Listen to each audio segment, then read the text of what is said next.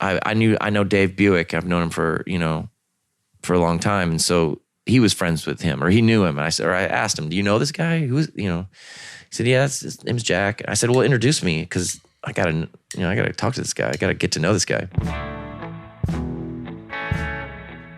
So Dave did, and Jack came over to Brendan's place to hang out, which ended up being quite the meet cute. And that was when he famously ashed on my, like, a dresser I had. There was I was in a room. We were standing in a room, and I was showing him like all my stuff. I was kind of showing off all my crap, my guitars and amps and shit. And he was like, "Yeah, cool, man." He was smoking a cigarette, and he looked around, for an ashtray, I guess now, but he didn't find one, so he just kind of ashed on the table.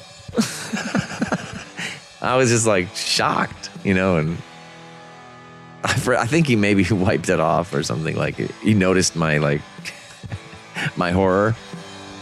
And that was Jack. And then the next thing I know, he's running across the street to what we called Thriller Market, which was a reference to the Michael Jackson video, and all the zombies walking around, because that's what this liquor store was like on the corner.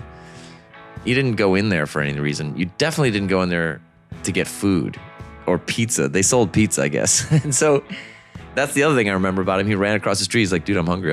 I'll be right back." So he ran across the street to get pizza. I'm like, wait, I got like, we can make a sandwich here or something like that.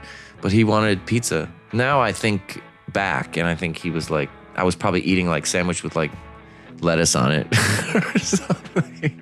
Because at the time, I think he wasn't very health conscious, And I remember, because Blackwell too, Blackwell's first tomato, I think he had his first tomato at my house or something like that. Like, I'm serious, man. It was nuts.